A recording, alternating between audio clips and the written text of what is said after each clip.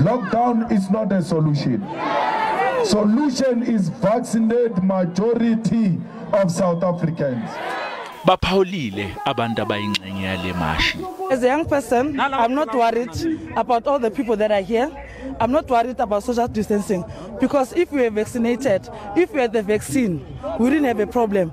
So the government must see that it must worry them again that we need to vaccinate other people. We need to give them the vaccine. The people should get it from the schools, the teachers, the nurses. Umholi we-EFF usibeke obala izinto abakhala ngazo njengoba bezomashela emahhovisi eSAHPRA ePitoli. Our demands are simple. We want more vaccine available.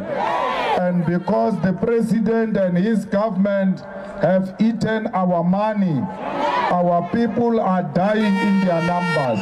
uJulius Malema uthi ukube njengeqembu basheshe basukuma ngabizwa lizange lingene ehlandleni lesithathu lobhubhane kanti uma bengahlala lukhulu luyeza luyenyelela. If these people were confronted much earlier, we were not going to have a third wave. If we sit and do nothing about vaccine, the fourth wave is coming, the fifth wave is coming, the 10th wave is coming, the 20th wave is coming.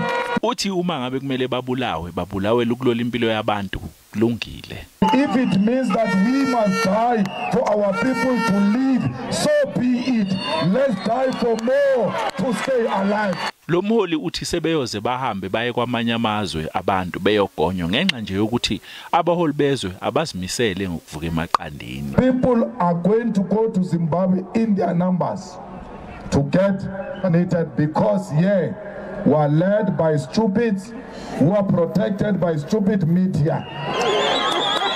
They will never fight Cyril Ramaphosa because it's a puppet of white monopoly capital. Umalema ukhala ngokuthi bameseka uhulumeni ngenkathi evalizwe kodwa yena esikhundleni saloko wangenza okufanele. Lo mholi we-EFF ubesenxusa amalungu eqembu ukuthi aziphathe kahle njengoba kunale mashi angenzisi okwesixhwanguxhwangu futhi kumele akhuzane. Vaccine is the only way out of this mess. And as a Marxist, as a socialist, you cannot argue against science. NginguCalvin Dludla wezindaba ze-SABC.